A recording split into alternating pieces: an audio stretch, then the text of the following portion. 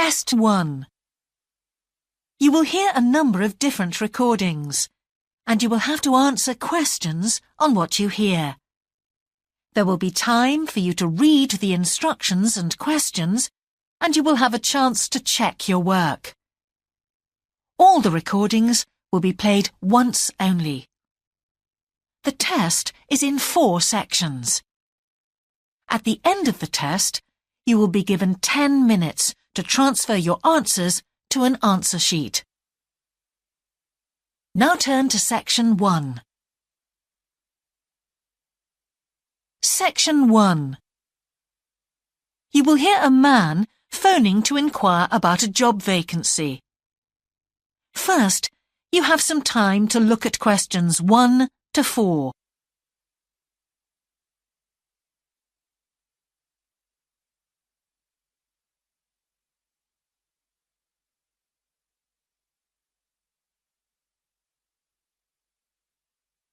Now we shall begin.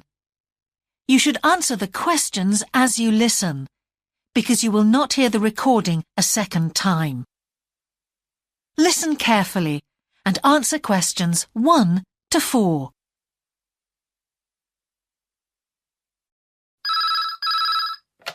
Good evening, King's Restaurant. Good evening. I'm ringing about the job I understand you have vacant. Oh, yes. I'd like to find out a few more details, if I may. Yes, of course. Can I take your name?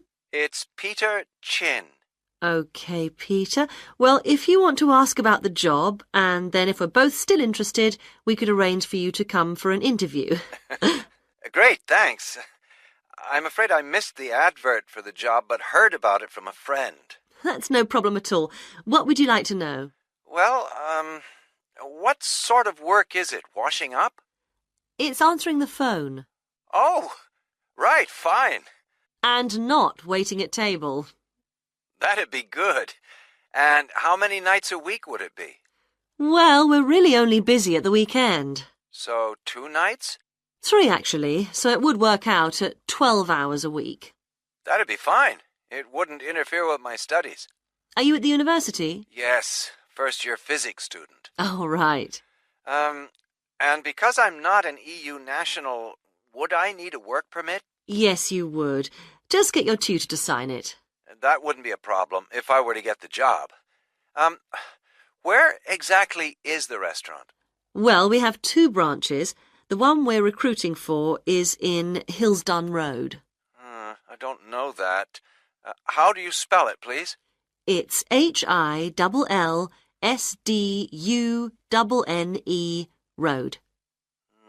Got that. Thanks. Is it near a bus stop?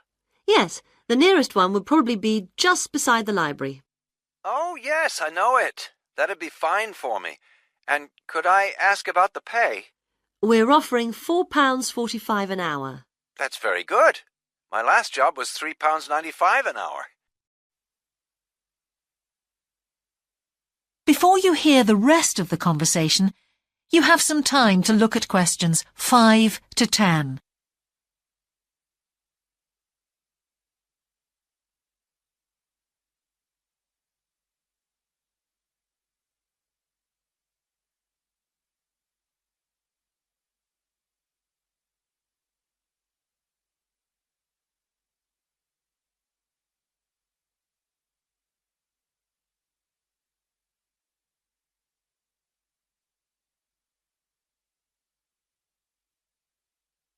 Now listen and answer questions 5 to 10.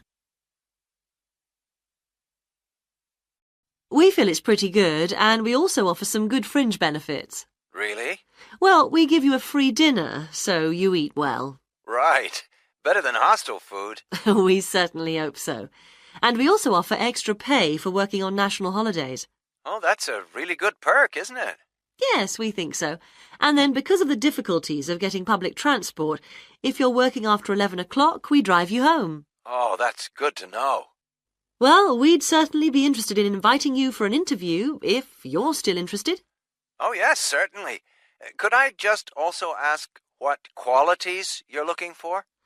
Well, for this particular job, we want a clear voice, which you obviously do have. thanks. And you must be able to think quickly, you know. Well, I hope I... So, when could you come in for an interview? We're actually quite quiet tonight. Sorry, I couldn't come tonight. Or tomorrow, I'm afraid. Thursday's okay. That'd be 22nd of October? Fine. After 5 p.m.? Yes, fine. Would 6 o'clock be okay? Perfect. And could you bring along the names of 2 referees? Yes, that's fine. No problem. Good. I look forward to seeing you. Oh, by the way, who should I ask for? Oh, yes, of course. Sorry. My name is Samira Manuja. Can you spell that, please?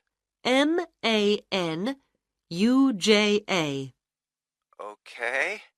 I've got that. Thanks very much. Look forward to seeing you later on, then. That is the end of section 1. You now have half a minute to check your answers.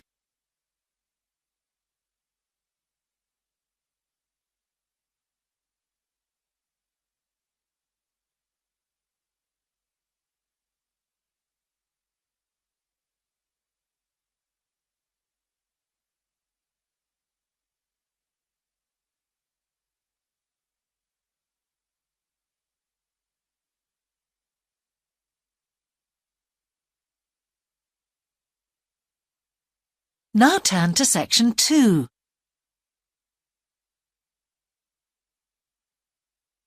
Section 2. You will hear part of a radio programme about the opening of a new local sports shop. First, you have some time to look at questions 11 to 16.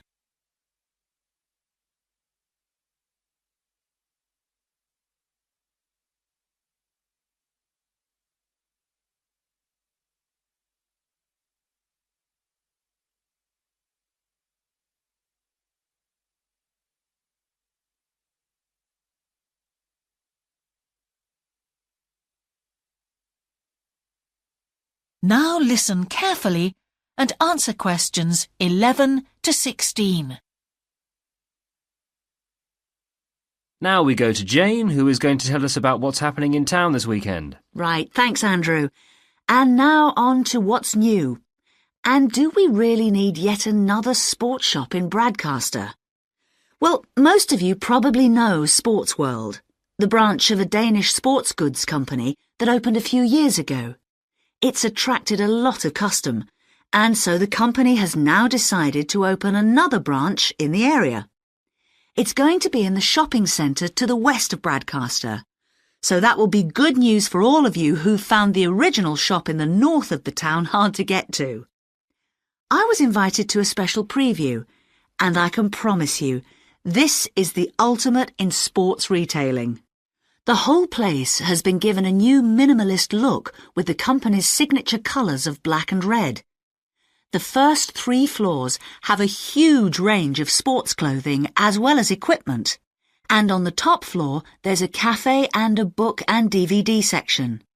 You'll find all the well-known names, as well as some less well-known ones. If they haven't got exactly what you want in stock, they promise to get it for you in 10 days. Unlike the other store, where it can take up to 14 days. They cover all the major sports, including football, tennis and swimming. But they particularly focus on running, and they claim to have the widest range of equipment in the country. As well as that, a whole section of the 3rd floor is devoted to sports bags, including the latest designs from the States. If you can't find what you want here, it doesn't exist. Before you hear the rest of the programme, you have some time to look at questions 17 to 20.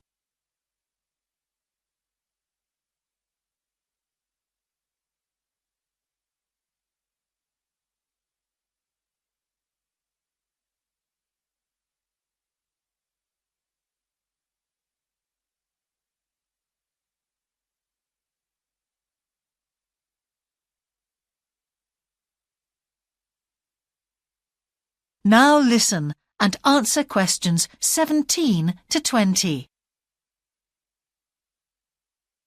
The shop will be open from 9 a.m. this Saturday, And if you go along to the opening, then you'll have the chance to meet the national 400 metres running champion, Paul King, who's coming along to open the shop. And he will be staying around until about midday to chat to any fans who want to meet him and sign autographs. Then there will be a whole range of special attractions all weekend. There will be free tickets for local sporting events for the first 50 customers, and also a special competition open to all. Just answer 15 out of 20 sports questions correctly to win a signed copy of Paul King's DVD, Spring Tips, while the first person to get all the questions correct gets a year's free membership of the Broadcaster Gym. All entrants will receive a special sports calendar with details of all Broadcaster fixtures in the coming year. One of the special opening offers is a fitness test, a complete review of your cardiac fitness and muscle tone, actually done in the shop by qualified staff. This would normally cost £30, but is available at half price for this month only.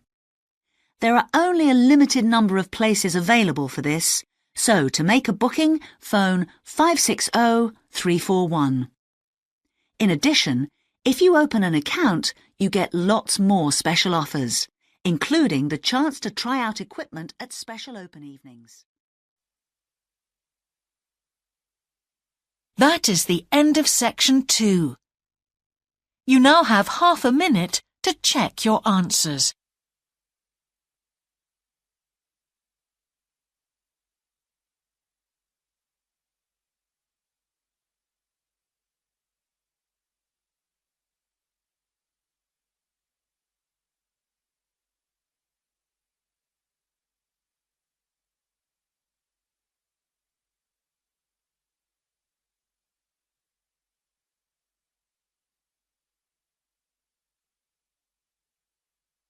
Now turn to section 3.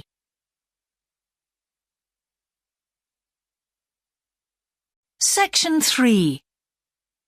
Two overseas students called Spiros and Hiroko have just finished the first semester of their university course. They are discussing with their English language teacher how they coped with the course. First, you have some time to look at questions 21 to 25.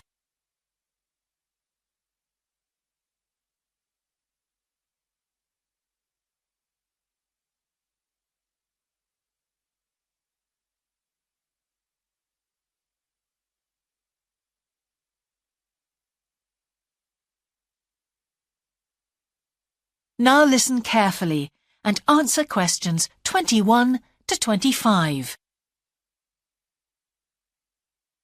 Before we start, Spiros and Hiroko, thanks for coming in today to talk about your recent study experiences, and congratulations to you both in doing so well in your first semester exams. Thank you. I'd like to discuss with you the value of the English for Academic Purposes course you did here last year before starting your university course. Spiros, if I could start with you, what parts of the program have now proved to be particularly valuable to you? I think that having to do a seminar presentation really helped me. For example, a couple of weeks ago in our marketing subject, when it was my turn to give a presentation, I felt quite confident. Of course, I was still nervous, but because I had done one before, I knew what to expect. Also, I know I was well prepared, and I had practiced my timing. In fact, I think that in relation to some of the other people in my group, I did quite a good job, because my overall style was quite professional. What about you, Hiroko? That's interesting. In my group, I was really surprised by the way the students did their presentations. They just read their notes aloud. Can you believe that? They didn't worry about their presentation style or keeping eye contact with their audience. And I remember that these things were really stressed to us in the course here. So, how did you approach your presentation, Hiroko? Well, to speak frankly, I read my notes too. At the time, it was a relief to do it this way, but actually when I had finished, I didn't feel any real sense of satisfaction. I didn't feel positive about the experience at all. That's a pity. You know, although I was pleased with my presentation, I am not so pleased with my actual performance right now in the tutorials. During the whole semester, I've not said anything in our tutorial discussions. Not a word. Really, Spiros? Why's that? Do the other students talk too much? It's partly that, but it's mostly because I have had no confidence to speak out. Their style of speaking is so different. It's not the style we were used to during the course. They use so many colloquialisms. They're not very polite, and sometimes there seems to be no order in their discussion. Also, they are very familiar with each other, so because they know each other's habits, they can let each other into the discussion. You're right, Spiros. I've experienced that too. Before you hear the rest of the conversation, you have some time to look at questions 26 to 30.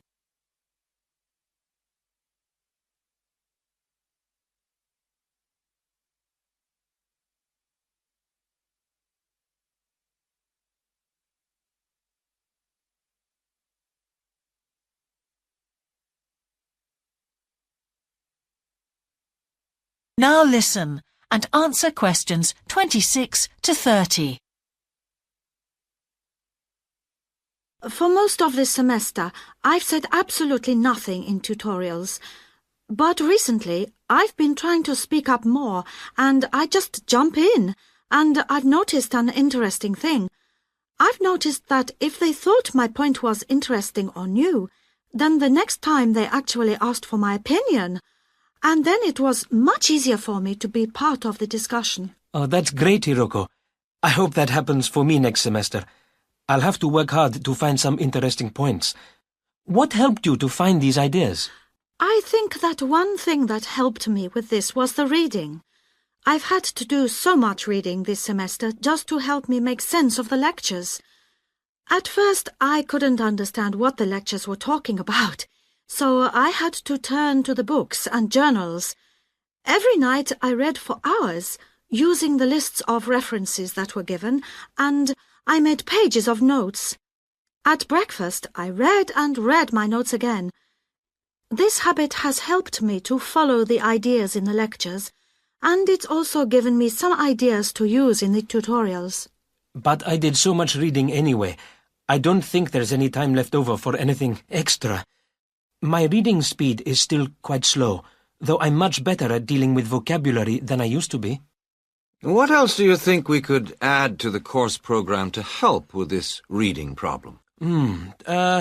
There's not really anything because it's my problem. I remember we were given long articles to read. We didn't like that, but now I realize that reading those long articles was good preparation for the things I need to read now.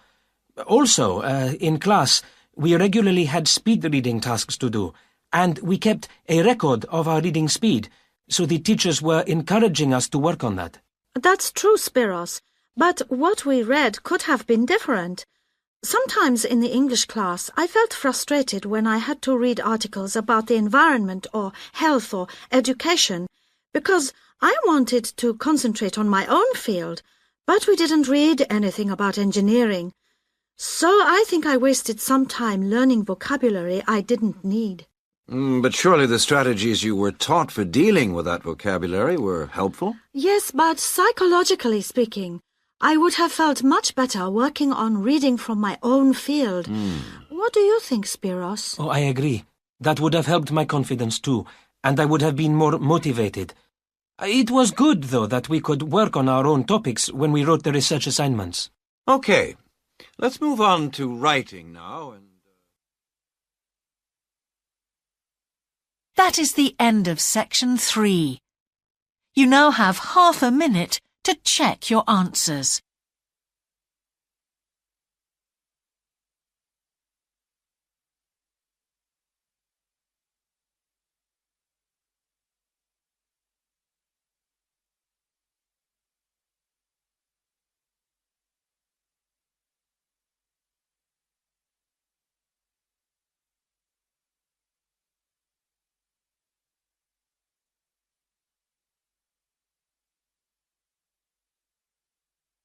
Now turn to section 4.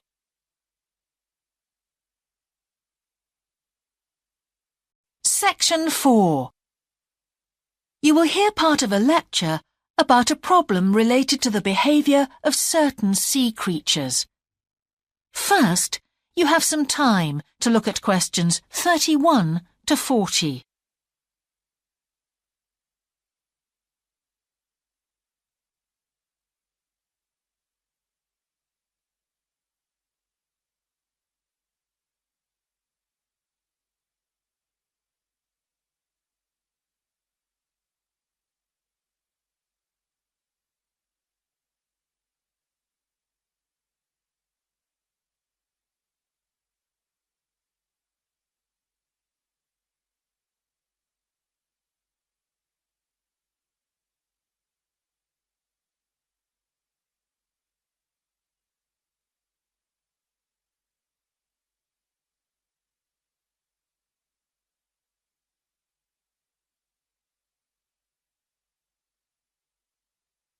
Now listen carefully and answer questions 31 to 40.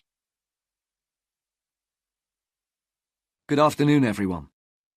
Well, with some of you about to go out on field work, it's timely that in this afternoon's session I'll be sharing some ideas about the reasons why groups of whales and dolphins sometimes swim ashore from the sea right onto the beach and, most often, die in what are known as mass strandings.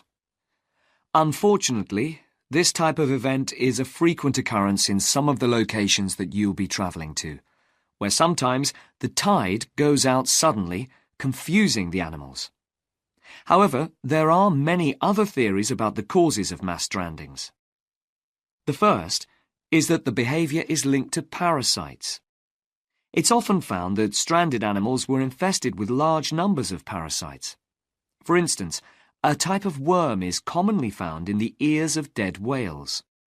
Since marine animals rely heavily on their hearing to navigate, this type of infestation has the potential to be very harmful. Another theory is related to toxins, or poisons. These have also been found to contribute to the death of many marine animals. Many toxins, as I'm sure you're aware, originate from plants or animals. The whale ingests these toxins in its normal feeding behaviour, but whether these poisons directly or indirectly lead to stranding and death seems to depend upon the toxin involved. In 1988, for example, 14 humpback whales examined after stranding along the beaches of Cape Cod were found to have been poisoned after eating tuna that contained saxitoxin, the same toxin that can be fatal in humans.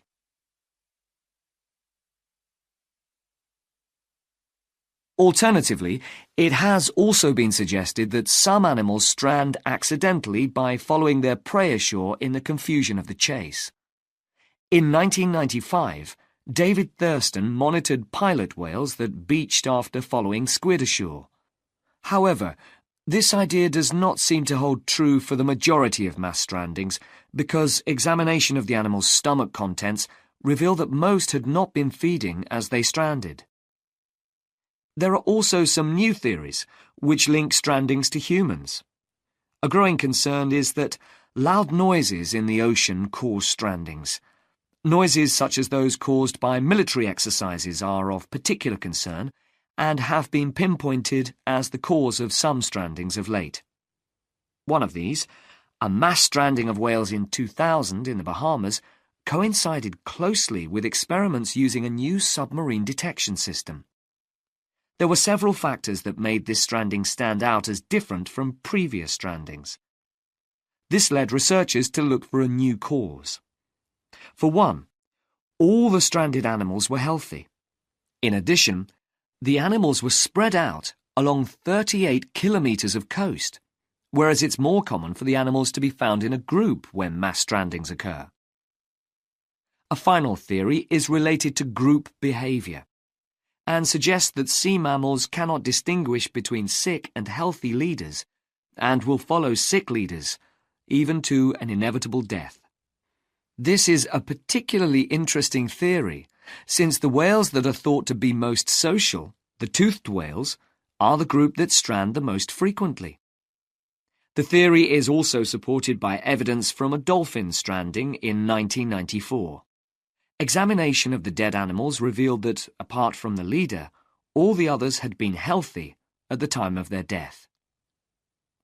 Without one consistent theory, however, it is very hard for us to do anything about this phenomenon except to assist animals where and when we can. Stranding networks have been established around the world to aid in rescuing animals and collecting samples from those that could not be helped. I recommend John Connor's Marine Mammals Ashore as an excellent starting point if you're interested in finding out more about these networks or establishing one yourself. That is the end of section 4. You now have half a minute to check your answers.